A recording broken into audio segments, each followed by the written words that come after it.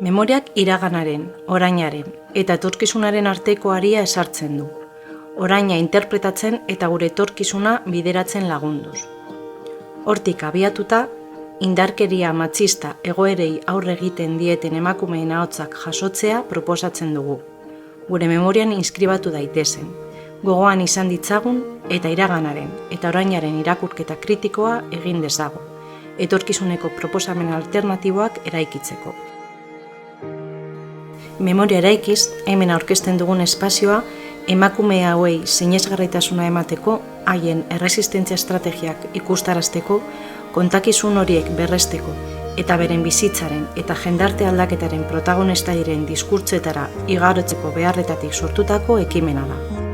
Ekimen honen bitartez, espazio publikoa modu zentral eta esanguratsuan okupatu dugu, emakumeen ahotsa gure herri eta hirietako erdigunera eramanez.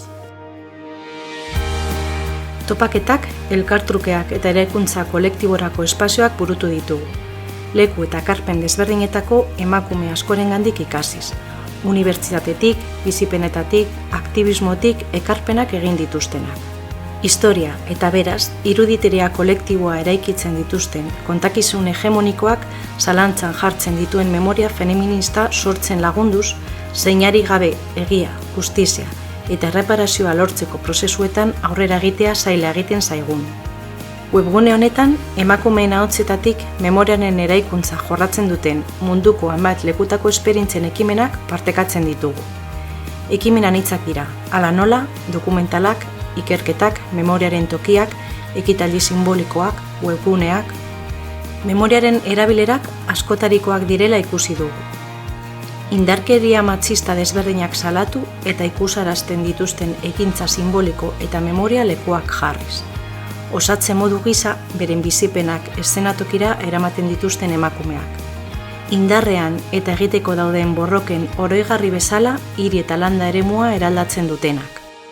Beste ekimen batzuk emakumeen protagonismoa aitortzen laguntzen dute, eta lankidetza eta elkartasun sareak eratzea ahalbidetu dute. Zerrenda amaigabea da. Emakumeek historian izan duten protagonismoa berreskuratzea, ekintzaileen, akademikoen eta giza eskubideen defendatzaileen arteko lankidetza sareak. Gatazka armatuetako emakumeen egoera. Errepresio testu inguruei aurre egiten zieten emakumeen memoria.